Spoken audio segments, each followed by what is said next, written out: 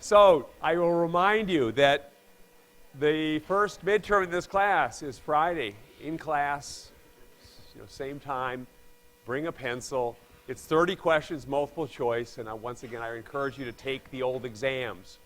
For any of you who are having trouble accessing the old exams because you're at a non-UVA internet IP,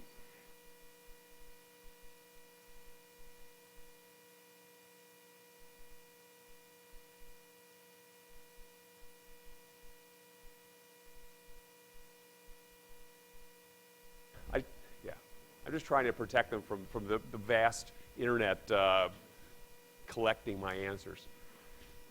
Any questions about the exam? Okay. So one thing to suggest, some of you don't know other people in this room or in this class with whom to study, so I put a comment on the course stream on Wiley Plus. It is possible to social media, right? You can chit-chat on that. So if you want to try to find other people, use the comment portion underneath the entry I put in the course stream to like arrange study groups, find other people in this class. Just struggling on your own is not nearly as helpful as struggling with other people. Hopefully among you, you can figure out right answers and why the right answers are right, why the wrong answers are wrong, things like that. Okay, so I encourage you to work together. It's anything you can do to learn. The other thing is that just hearing my voice, whether it's written or literally my voice, things you may not be getting, you need to hear it from somebody else. And there's advantage to hearing an idea presented by someone who finally just got the idea. They just understand it. And they remember how they struggled through the learning process. So you all can teach each other, and it's useful to both at both ends. All right? So, the things that we're dealing with right now are the interactions between electric charges. We've sort of done that. You know that when opposites attract, like charges repel each other. But now we're drifting towards a more sophisticated way of looking at those interactions. And they're heading in two directions that are both of which are sophisticated. One of them is in terms of this thing called an electric field, which we'll revisit and work on. And the idea of voltage, which is a measure of energy per charge, and is also something that I want to work on. But in my discussions with people during office hours, I realize all these things that I haven't said in class. And so if you all can bring yourself to ask questions, I may be able to give you better explanations if prompted properly. Give me an idea so I think of paths forward. Let me look at the idea of an electric field. It's going to be necessary in order to talk about how a xerographic copier lies down a layer of electric charge on its surface, this photosensitive surface known as a photoconductor. We need to know about how an electric field, So here's the idea, and I'm going to make use of some of the discussions that I had this morning with people in office hours. We can look the old-fashioned way at how charges interact with one another. This charge, this positive charge, directly pushes on this positive charge and makes it go to the right, to your right. Similarly, the right positive charge pushes on the left positive charge and makes it go to the left. That's the idea. The charges just sort of reach through empty space and push on each other. Sounds perfectly reasonable. But let's try an alternative way of thinking about it that initially looks like just a waste of time and an unnecessary complication. It's this idea, that instead of looking at the charges pushing on each other across empty space, let's look at just one of the charges for the moment and say that maybe it develops around itself a structure, something that lives in empty space and that has an interesting effect. It pushes on any electric charge that's in its purview.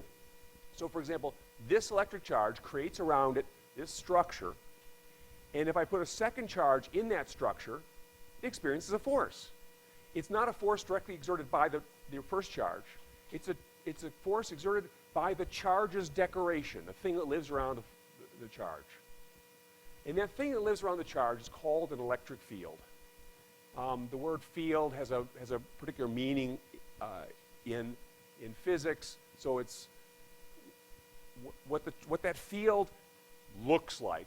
And it's unfortunate you can't literally see it, but I do encourage you to watch my video associated with the book, because I can, with video, I can make you see the electric field, or help you see it. Around this first positive charge is this structure, and it has a value at each location in space.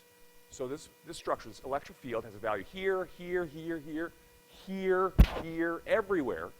And at each point in space, it's actually a vector value. It's an amount and a direction. And that amount and direction are a measure of the force that would be exerted on a tiny positive charge, what's known as a test charge. Test charges are a concept. They're not real. They're a concept that physicists have that are distinguished from real charges in a simple way. They don't create their own electric fields. They're just a little sampling device. They don't bother anybody else. You just put them in there conceptually. They're always positively charged. So if I say a positive test charge, that's Department of Redundancy Department. It's completely, that's before your time. In my college years, that was whatever. Last year, right? I'm a 35th. I'm somewhere in the 38th year or 40th year student, right? You go to 1, 2, 3, first year, second year, third year, fourth year, whatever. I'm like way up there.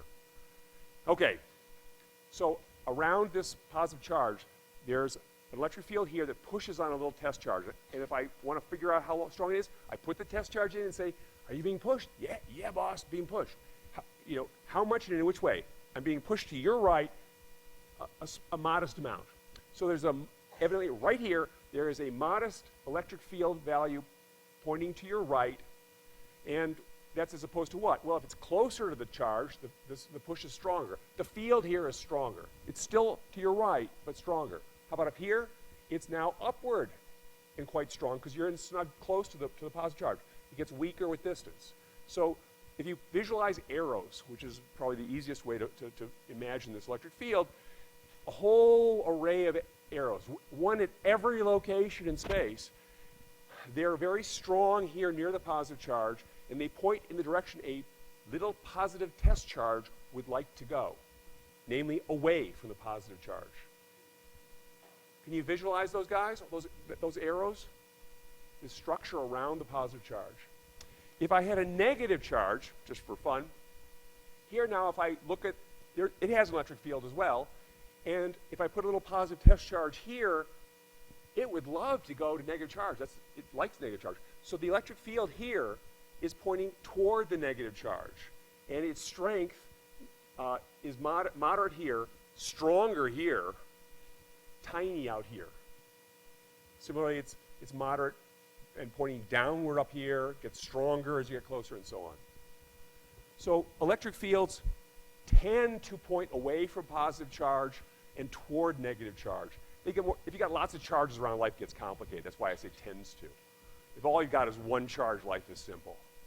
And so if I've got two positive charges here, this positive charge creates an electric field around it that affects the other positive charge. And at this location, it pushes it right. If this charge were up here, it would push it up. If it were down here, it would be pushed away. If it were near you, it would be pushed toward you, and so on. Is that all right? So why do this? Why not just leave the positive charge pushing on the other positive charge and vice versa? The reason for that is because electric fields are real. They're not just an unnecessary, complicated, abstract idea. This guy really is decorated by an electric field. How would you know that? Well, if you put the two electric fields, two electric charges like this guy's electric field is around it. If we whisk the left electric charge away as fast as we can, which is not infinitely fast, we tear it out of there as quickly as we can with a string. The other electric charge doesn't know about this for a short period of time. How short? Well, the loss of this electric charge, or the movement of it really, gradually propagates through space. The information that has happened it moves across through space at a famous speed, the speed of light, which is not infinite. It takes, for this distance, it takes about 1/billionth of a second, 1 nanosecond, for the charge on the right to notice something went wrong with the charge on the left. Because the electric field over here where this right charge is sitting hasn't changed yet. It's still there. Yanking this guy out of here creates a ripple in the electric field, a wave that travels out here. And we'll look at those ripples and stuff like that, not so much exactly as I've described it now, but later on they're going to be associated with electric fields that are changing with time and stuff. They get together with their buddy, magnetic fields, and they create ripples, waves, so-called electromagnetic waves, which are associated with radio waves, microwaves, light waves. These are all part of the same thing, bizarrely enough. And if that idea that you yank this guy out creates a ripple around it in the electric field is too bizarre. I was, again, talking to people this morning. Imagine 2 ducks sitting on a calm lake this far apart, and one duck flaps its wings and leaves. It creates ripples on the surface of the water. And if the duck isn't looking and using light, it won't know the other duck has left until the ripple gets to it. So you can picture it takes a fraction of a second, but off it goes. Same thing is going on with ripples in the electric field. So it really is there. As we go further along, we'll discover that you can make electric fields with things other than charges, which is really wacky, and you can detect them with things other than charges. All right, so it's a real object, lives around the thing. It points away from positive charge, it points towards negative charge, given, in simple situations. All right? The other thing to look at is voltage. Also will be important in charging up that photoconductor surface. The idea of voltage comes from this. If you start to bring together lots and lots of positive charges, you grab one and shove it to that location, and this one, that location, and this one. The voltage at this location, and voltage is a location-dependent quantity. It has a value at every location, okay? Every position, same means the same. The way you measure the voltage there at that position is not by playing with those charges. Bring in our friendly neighborhood positive test charge. Bring it in there, stick it there, and say, ooh, how much energy would it release per unit of its own charge if you let it go away to infinity, to 0 voltage? And because you shoved all these positive charges together, so they hate it. They're really mad now. They're full of energy. You've done a lot of work shoving the new one in, another one in, another one in. It's chock full of energy. Your little positive test charge, which is additionally hates being there, is just desperate to leave, and it will do lots of work on you if you allow it to move away. So it releases energy into you as you go, and if you take the energy you get, the amount of work done on it as it leaves, and divide it by its amount of charge, you'll get a value, an amount of energy per charge. And that will be the voltage right here. And because it's a lot of energy, and energy per unit of positive charge on this little positive test charge, it's a positive voltage, maybe 1,000 volts, for example. And if you bring in more positive charge into that same location, make the little test charge even less happy, it might be 2,000 volts. If you bring a whole gob, you may get to 1,000,000 volts, and so on. So far, voltage okay, or questions about voltage? Really, if ask me, this is the opportunity. All right. The mysterious, yeah, John.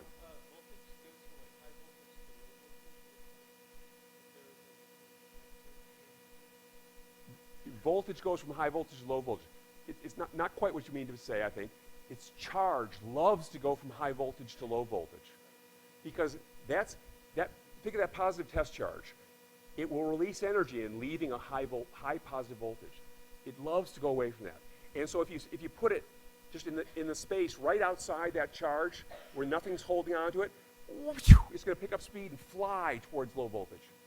And that will be a general theme you'll see throughout the rest of the course, that charge, and the charge being a positive amount, positive charge tends to certainly accelerates and tends to flow from high voltage to low voltage. So when we get to dealing with things like batteries have a positive end and a negative end.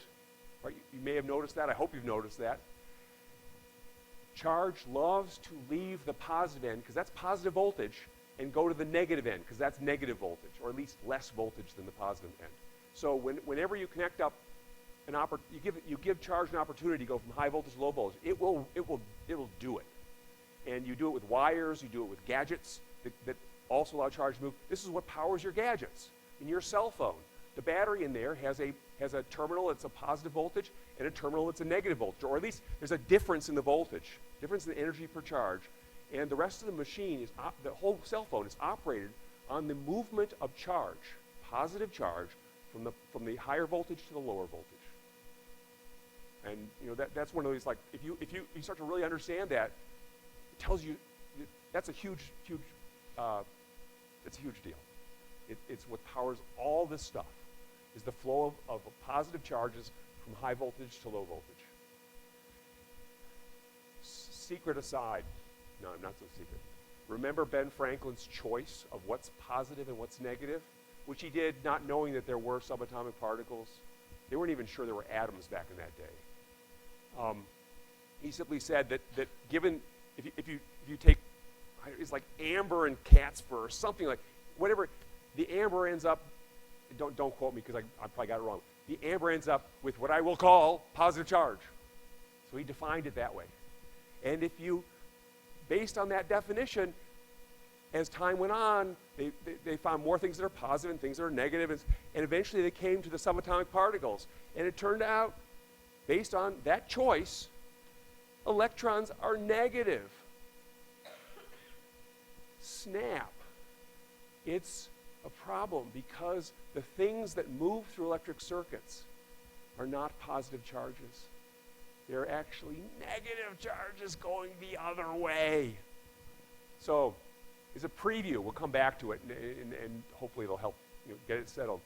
When I say that in all these circuits, they're powered by positive charge flowing from the positive voltage end of a battery, for example, to the negative voltage end of a battery. That's what powers all this electronics. Secretly, when you look under the hood, oh, where are those positive charges? Oh, they're not there. They're not moving. It's negative charges going the other way. So it's secretly electrons, negative charge electrons, leaving the negative terminal, where they hate being, because they're negative to be charged. They hate being around all that other negative charge. They actually go backwards, and they go to where they want to be, near the positive charge on the positive terminal. They go the other way.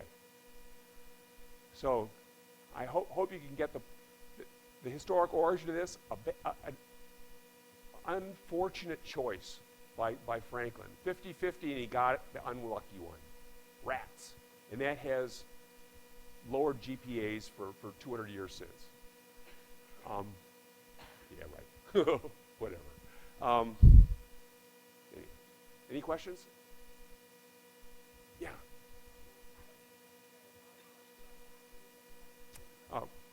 Quinn's question is about, on the practice exams, there are a lot of questions about batteries. We haven't gotten to that yet.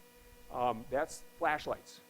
And just depending on the semester, sometimes I get to it, and sometimes don't when the test is, so no circuit questions, no flashlight circuit questions. What I've just told you about charges moving from loving to flow from, in positive charges, from positive voltage to negative voltage, that's in our future, really. Yeah, John? Cutoff material will be today's material, which will be zero-graphic copiers. I should be able to do justice to zero-graphic copiers. So things like electric fields, fair game, and voltage, fair game, which is why I'm beating on them right now. Other questions? Okay, so another observation. So I did positive. Did I finish negative voltage? Imagine I didn't. I don't think I did it. Okay, so I told you that if you start bringing together positive charges, an action that requires energy. So the energy is, you're accumulating energy in this area. You're creating a greater and greater positive voltage. And the way you determine that is by going in there with a little test charge. Put it there and see how much energy you get by letting it leave and go off to a distance where the voltage is 0. What if you accumulate negative charges? More and more and more, which is a real thing that can really happen. It happens on that von der Graaf generator there. So you accumulate lots and lots of negative charges. Again, this is an action that requires a lot of energy. And bringing it, each additional charge requires more energy than the previous charge because it's getting worse and worse and worse. The repulsion is getting terrible. Okay, so you got lots of negative charge there. The way you measure the voltage is the same as before. You take your little positive test charge, you put it there and say how much energy will be released if I let it leave. It doesn't want to leave. It likes it there. After all, it's in the midst of all this negative charge, and that's what positive charges love. So it's not a matter of releasing energy. You actually have to drag it, kicking and screaming, out of there. You have to do work on it. How much work? Well, the more negative charge you've accumulated there, the more work you have to do to drag the positive charge, the little test charge away per unit of its charge. So the fact that you have to do work on it rather than get work from it means its voltage is less than 0. It's negative, and it gets more negative as you accumulate more negative charge and make it a more lovely destination for positive charge. So positive voltages tend to be sources of positive charge. They're places to leave, where positive charge likes to go away from, because that releases energy. And negative voltages tend to be sinks of charge, places that positive charge loves to go to. Sources and sinks is maybe physics or engineering jargon, but that's the idea. Charge tends to come out of high positive voltage and go into low negative voltage. Yeah. Voltage is energy per charge, joules per coulomb. Joule is the unit of energy, coulomb is the unit of charge. So 1 volt means that a positive test charge leaving that 1 volt place and going off to the world of 0 volts will release 1 joule for every coulomb of that test charge's charge. Is that okay? It's a joule per coulomb. That's in the metric system. That's what a volt is. So you've heard of a volt all your life. That's what a volt is. It's the metric unit of voltage, where it's the metric unit of energy divided by the metric unit of charge. The joule per coulomb. Is that okay? And you know that a few volts is pretty safe if you encounter two things that are different, two locations that differ in voltage by, say, 10 volts. You can touch one of them with your finger and touch one of them with the other finger, and nothing much is going to happen. If you touch them with your tongue, you will get a bit of a tingle.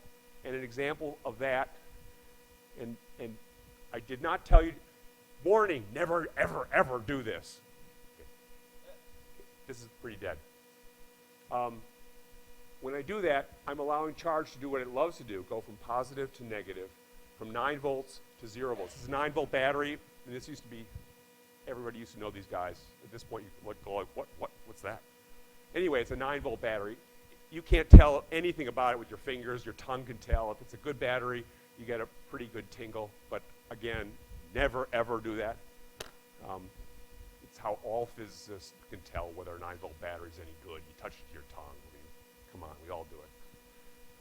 If it bite, it's got a good bite when it's new. It's like nothing if it's dead. On the other hand, if it's 100 volts between the two, don't do them with your hands. That's getting enough that it will push electric charge through you, and you will not enjoy the tingle if you live to tell the tale. 100 volts you can deal with. But don't do it across your body. All across your hand, 100 volts is, whoa, that's pretty good. Across you, your heart's doesn't enjoy this. Yeah. Was there an electric field on this battery while I push it? Absolutely. This terminal is negative, this terminal is positive. It's a tiny little guy. All right, we can do it like this, side projector, document camera. Do you guys know these things? How many people have dealt with this kind of battery, this 9-volt battery? A lot of you, most of you. Okay, so it's not crazy stuff. So there's, zoom.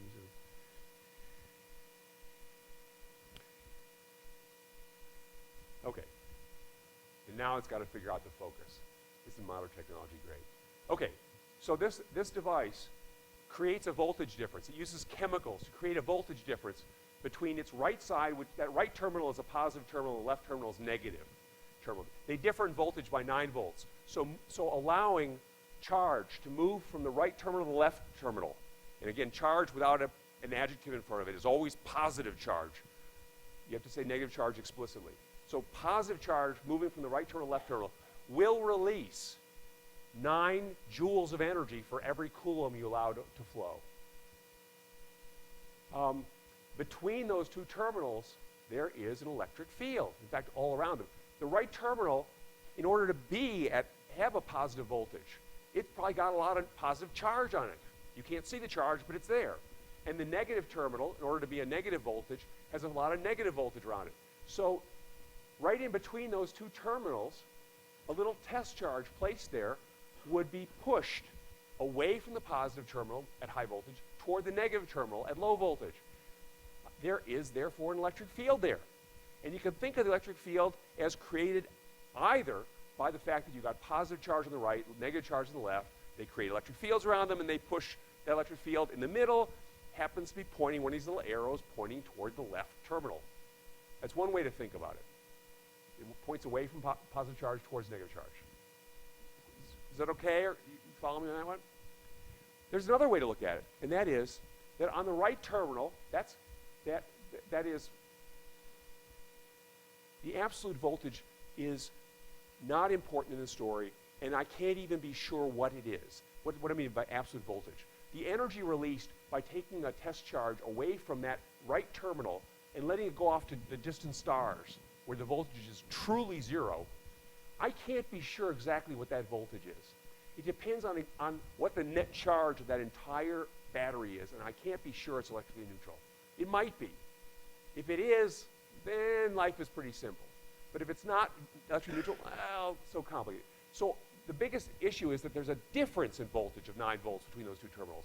I can't tell you for sure that the one on the right is plus 4.5 volts and the one on the left is minus 4.5 volts. That might be true, but it depends on just exactly what last happened to this battery in terms of does it have a net charge on it or not.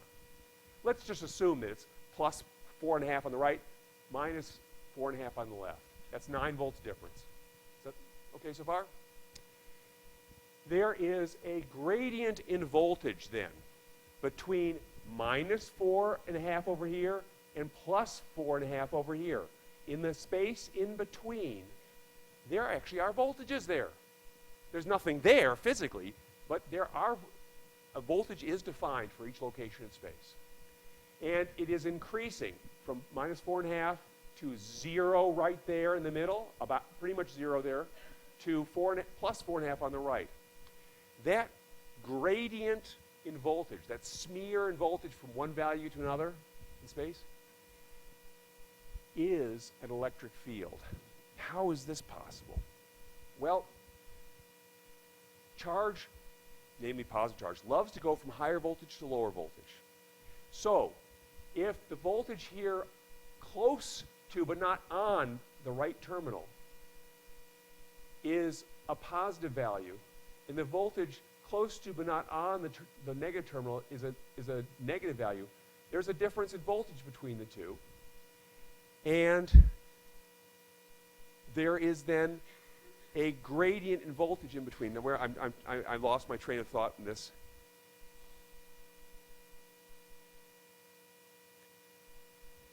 I want the slide that does this, otherwise I crash my train of thought. Here we go.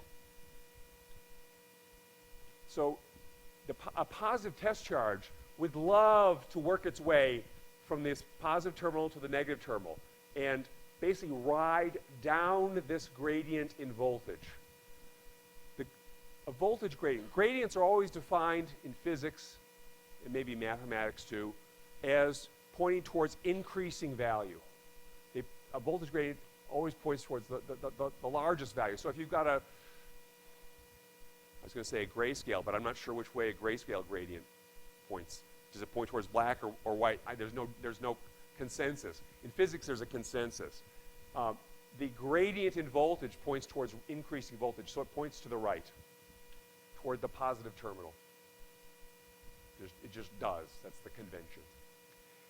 A positive charge, however, would love to go the other way. So a positive test charge would love to ride the opposite direction down that gradient from high voltage to low voltage. In doing so, it will release energy. And that gradient in voltage, pointing from low voltage to high voltage, it points, the reverse of that, the negative of the gradient, which points toward lower voltage, is an electric field. It is not only is it the same direction and strength as the electric field that pushes the charge down from high voltage to low voltage, it is the electric field that pushes the charge from high voltage to low voltage. I haven't gotten this along as clean as I would like, but if you have an electric field from a high voltage positive surface to a low voltage negative surface, there is a gradient in voltage in between the two. It officially points from the low voltage to the high voltage, so it's pointing this way. But a positive test charge would love to surf downhill, down a slope, basically, in voltage the other way. And that, what makes a positive test charge accelerate forward? An electric field does.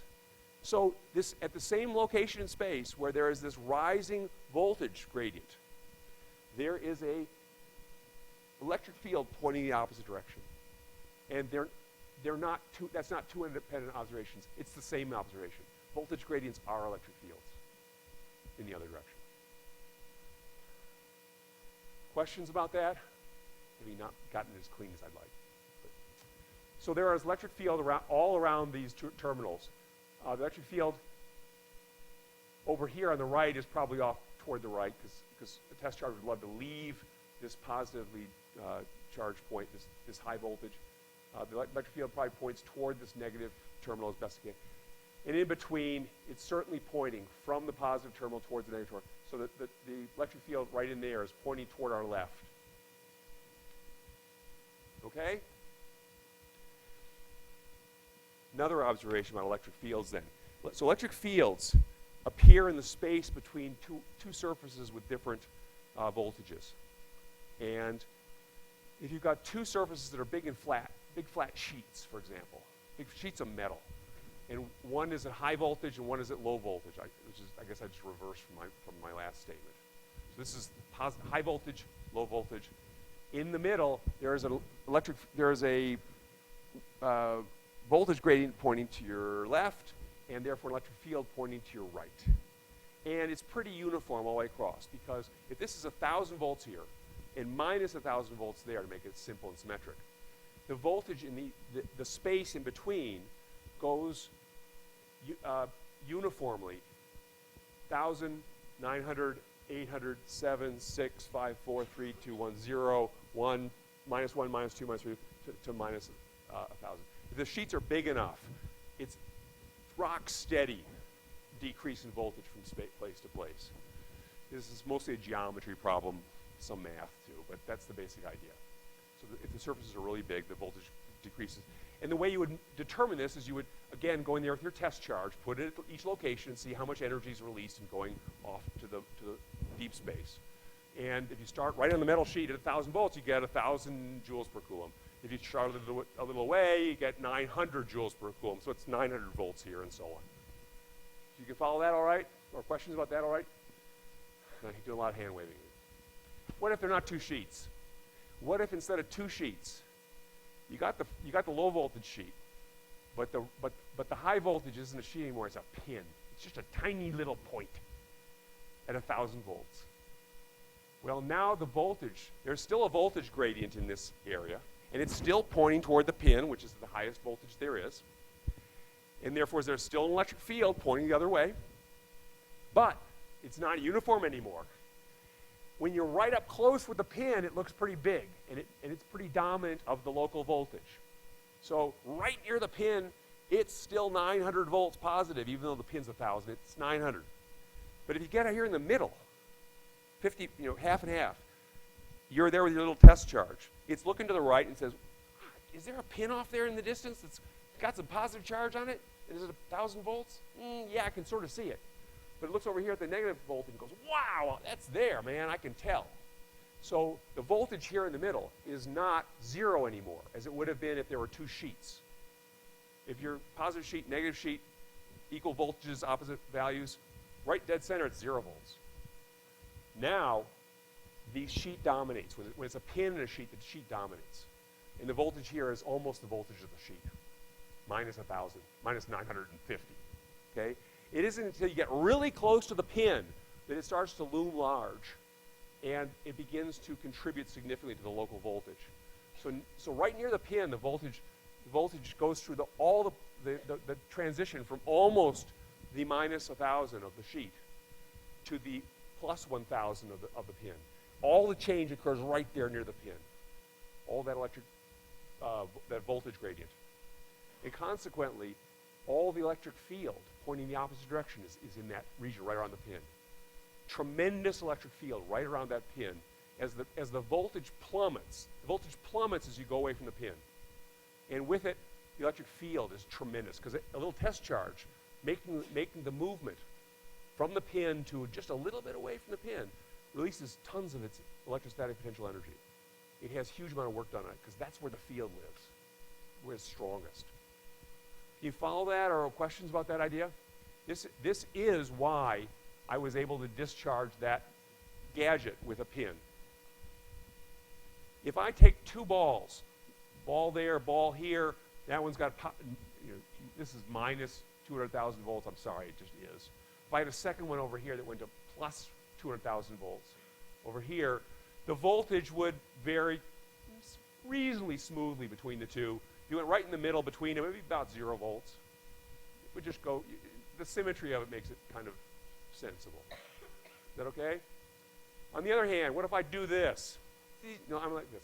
Well, I don't have a net charge, but it's going to polarize, the negative charge on this guy will polarize me and this pin. The pin's going to have a lot of positive charge sitting on its tip because it's going to be attracted there and it will pile up there.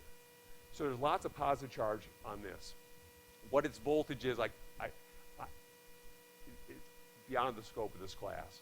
But right there, there's lots of positive charge. The voltage here, let's just, for simplicity, let's say the voltage is still 0 at that tip. And it's 0 there. It's minus 200,000 there. Well, it's actually minus 200,000 here also. And here also, and here. And all that 200,000 volts in shift, you go from minus 200,000 all the way up to 0 in that last little bit around the tip. There's a tremendous electric field. There's a tremendous voltage gradient right near the tip as the tip begins finally to dominate the local voltage. At the same time, there's a tremendous electric field pointing the opposite direction of the voltage gradient. All right? And what does that cause? It causes the positive charges that are accumulating on that tip because it's being polarized by the sphere. It causes those electric charges to just jump off the surface. They're pushed so hard that they don't leave into empty space. It is possible to make them leave into empty space, but that takes even larger electric fields. It's called field emission. And it's a useful phenomena, but it's even more aggressive than what I'm going to describe. Instead, the charges make the little jump from the metal onto a passing air molecule. It's a little jump. They move a little distance in the process, and they release a little energy in the process because they're going from 1,000 volt. They're going from this voltage to a little bit lower voltage in the process of making that jump. That little release of energy shows up somewhere. Where it typically shows up as light.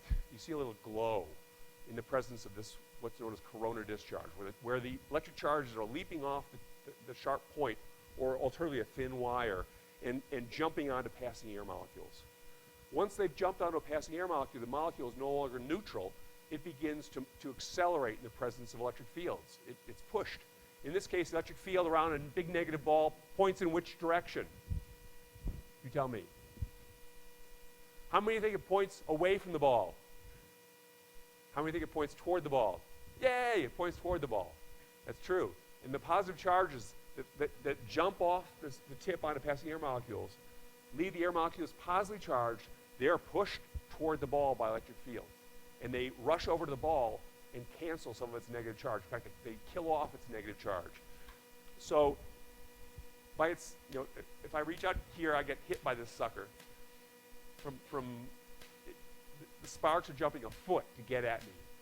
It's negatively charged. I'm developing a positive charge on my knuckle, and charges, the negative and positive charges are leaping at each other in a catastrophic type of discharge known as a spark. But if I try to do the same thing with this pin,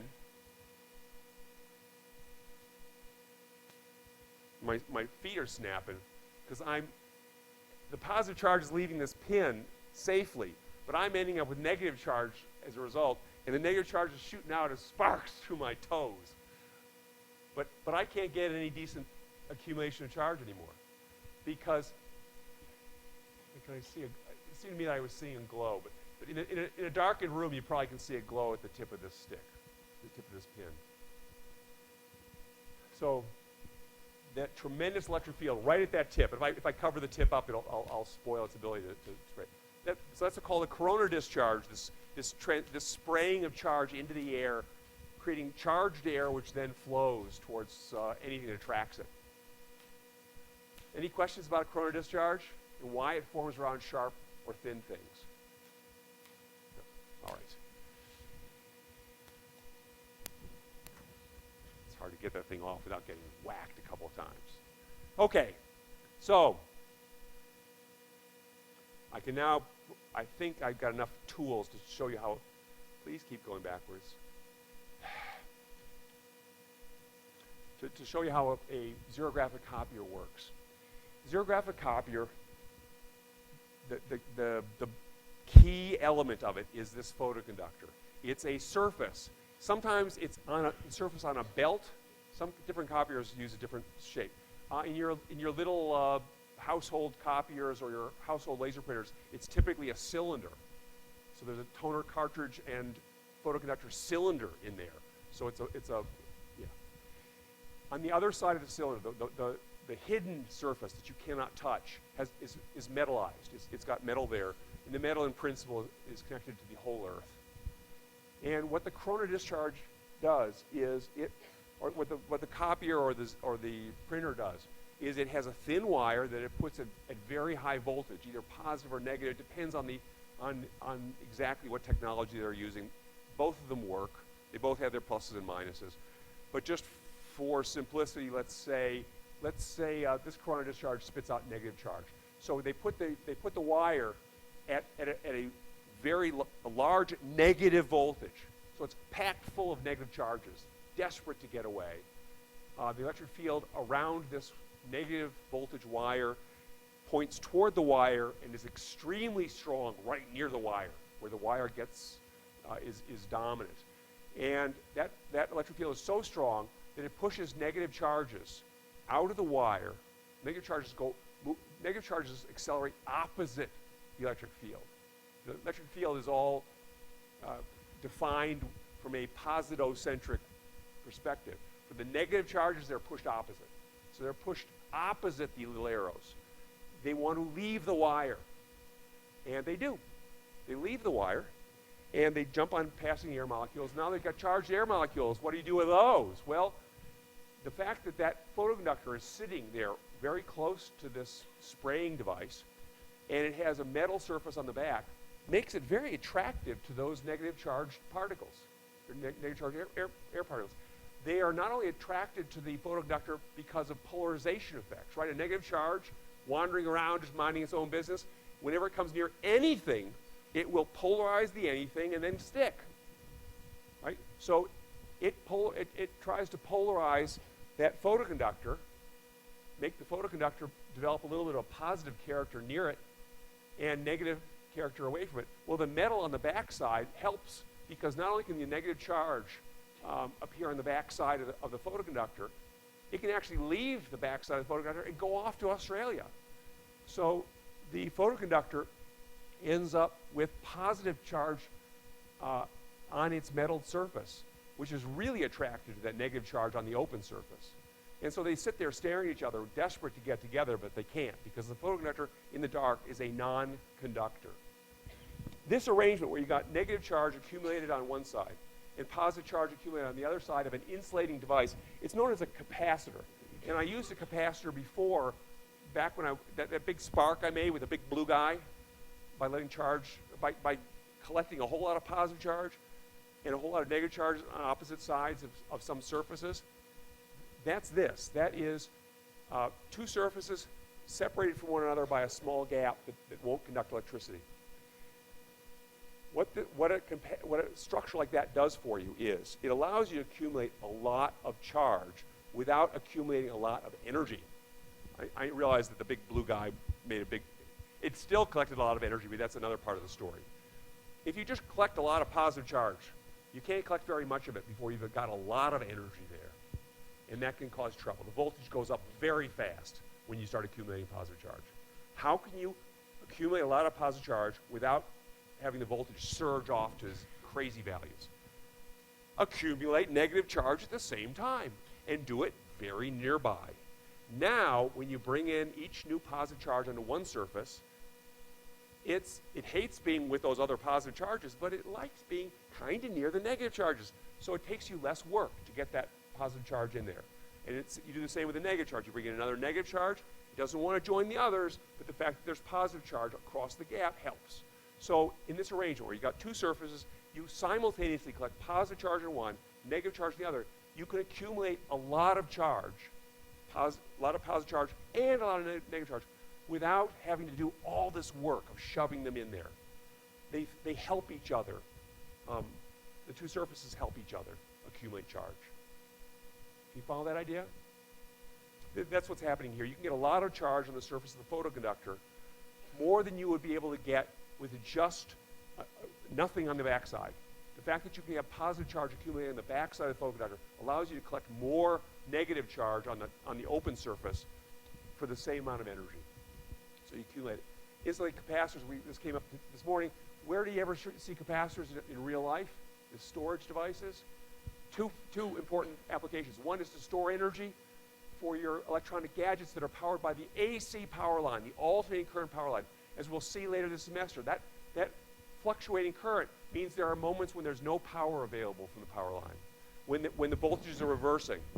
And during those times, you need a storage of energy to keep you going. And so many modern devices store that energy in capacitors. The other place is all your computer memory. What's remembering those bits, those ones and zeros? It is little capacitors. So let me just finish off the last thing. Just make sure I sort of finish the zero graphic copier story. The corona discharge sprays charge at the photoconductor's open surface. That charge sticks to the open surface in part because it polarizes the surface, and in part because it draws opposite charge onto that metal and really gets clean there nicely. The copier or printer then erases charge selectively by exposing that photoconductor to light. Light, as we'll see later on, light can cause a non-conducting material, special non-conducting material, to become conducting, to allow the charges to move. When they do, you erase patches of charge. Lastly, you bring in toner particles. The printer or copier exposes this patchy charged surface to toner. The toner only sticks to the charged spots, again held in place at least by polarization effects. And the last thing you do is you transfer that toner to paper and smash it or cook it into the paper so that it sticks. And that's the printing process. I mean, it's pretty simple, amazingly effective, revolutionary. I mean, prior to about the 1960s, making copies of a document was a horrific process. And basically, you had to use photography, chemicals, the whole works. And now, as you know, you can print more. It's our paperless offices that make more paper than you ever imagined. Anyway, the exam is on Friday, and I'll see you then.